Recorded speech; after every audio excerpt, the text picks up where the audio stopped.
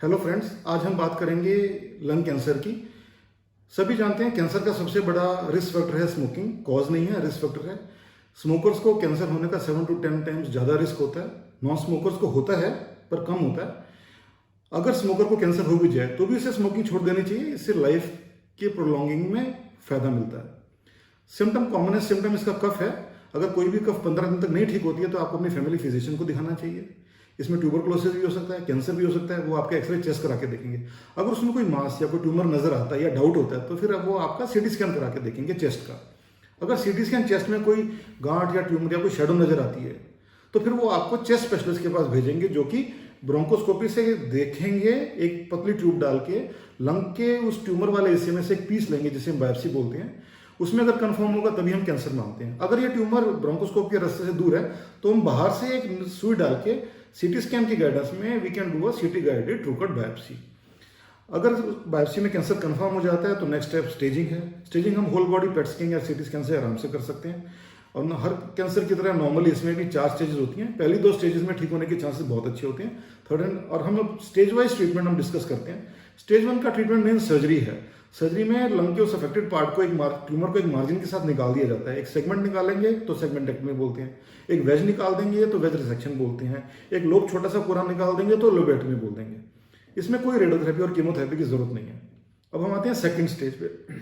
Second stage को हम divide करते हैं 2 पार्ट्स में, एक अर्ली सेकंड स्टेज, एक late second stage. Early second stage में कोई नोड्स नहीं होते हैं तो इसमें भी मेन ट्रीटमेंट सर्जरी है।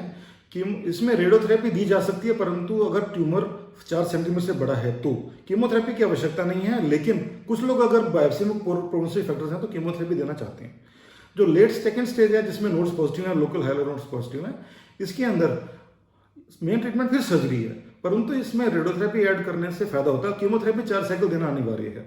कीमोथेरेपी 4 साइकिल में एक दवाई आपकी सिस्प्लेटिन या उसका डेरिवेटिव जरूर होना चाहिए।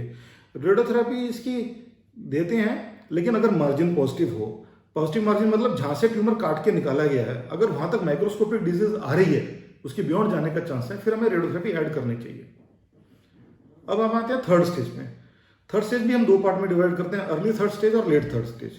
अब दोनों जो लंग्स होती हैं आदमी की, उनके बीच में जो पार्ट है जहां पे हार्ट होता है, इसको हम मीडिया स्टेनम बोलते हैं। अगर इसमें नोड्स नेगेटिव हैं पेट स्कैन वगैरह में तो ये अर्ली थर्ड स्टेज है। अगर इसमें नोड पॉजिटिव आ जाते हैं मीडिया स्टेनम में तो हम इसे लेट थर्ड स्टेज मानेंगे ट्रीटमेंट पर्पसेस के लिए। तो अगर ये अर्ली थर्ड स्टेज है तो इसमें भी मेन ट्रीटमेंट सर्जरी है। सर्जरी कराने के बाद कीमोथेरेपी देना चाहिए। और वही है, अगर इसमें पूरा नहीं निकला है तो रेडियोथेरेपी ऐड करनी चाहिए। लेट थर्ड स्टेज जिसमें मीडियास्टेनल नोड्स हैं, इसमें भी सर्जरी करी जा सकती है, पर उसमें रेडियोथेरेपी पहले ऐड करना जरूरी है, वरना ऐसा होने की बहुत अधिक संभावना है कि सर्जरी में पूरा ट्यूमर ना निकले। अगर ये सब पॉसिबल नहीं है, क्योंकि सर्जरी भी मुश्किल होती है, कुछ लोग पेशेंट्स सर्जरी के लिए फिट नहीं होते, जैसे कि अगर उनका एक लोब निकाल देंगे, एक लंग निकाल देंगे, तो जो बाकी जो लंग टिश्यू बच जाएगा वो लाइफ को सपोर्ट करने के लिए एडिक्वेट नहीं है, जिसको हम पुअर पल्मोनरी रिजर्व बोलते हैं। अगर ऐसी सिचुएशन है तो फिर हमें डेफिनेटिव रेडियो कीमोथेरेपी से सहायता लेनी चाहिए। जैसा कि नाम बताता है, रेडियोथेरेपी और कीमोथेरेपी को साथ में दिया जाता है, कंकरेंट दिया जाता है। कीमोथेरेपी में अगेन एक सिस्प्लेटिन या उसका डेरिवेटिव होना चाहिए, और रेडियोथेरेपी नॉर्मली 60 ग्रे देते हैं तो काफ़ी है, इससे ज़्यादा देने में बहुत ज़्यादा फायदा नहीं होता है। वैसे तो हर स्टेज में एक टीएनएम क्लासिफिकेशन और होती है, जिसमें और डिटेल में जाते हैं कि वेरियस आर्ग्यूमेंट्स हैं, कीमोथेरेपी कब देनी चाहिए, रेडियोथेरेपी कब देनी चाहिए। तो इतना डिटेल में फिर आप अपने घर के पास जो कैंसर सेंटर है वहाँ जाके ऑन्कोलॉजिस्ट से भी डिस्कस कर सकते हैं। फिर हम आते हैं मेटास्टैटिक डिजीज के ऊपर। मेटास्टैटिक डिजीज का मतलब ये है कि कैंसर इतना फैल चुका है कि अब वो क्योर नहीं हो सकता है।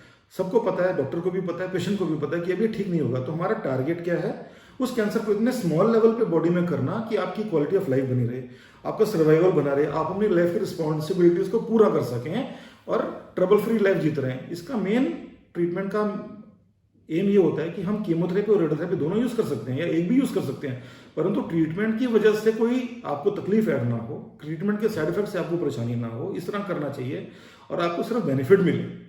तो कीमोथेरेपी में वही है, सिस्प्लेटिन का डेरिवेटिव होना चाहिए। बहुत सारी मेडिसिन अवेलेबल हैं, ये आपका घर के पास जो भी कैंसर स्पेशलिस्ट है वो बता देगा। कीमोथेरेपी देना बड़ा आसान है। इसको आईवी बॉटल के अंदर ग्लूकोज में डाल के वेन के जरिए दी जाती है, तो इसके लिए भी कोई बहुत बड़े हॉस्पिटल में जाने की जरूरत नहीं है। काफ़ी रेंजेस में ये अवेलेबल है, सस्ती भी मेडिसिन हैं, एक्सपेंसिव मेडिसिन भी हैं।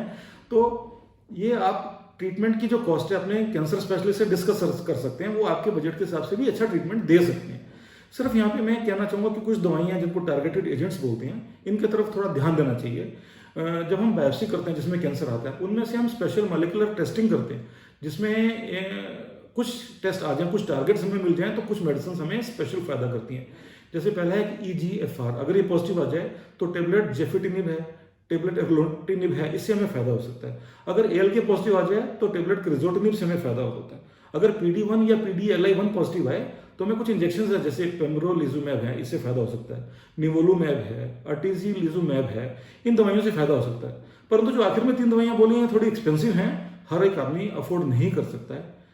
तो हमें थोड़ा कुछ सालों में इनका जब पेटेंट एक्सपायर हो जाएगा तो ये भी अफोर्डेबल होने शुरू हो जाएंगी, तो इन इंजेक्शंस का भी हमें फायदा हो सकता है। Thank you very much.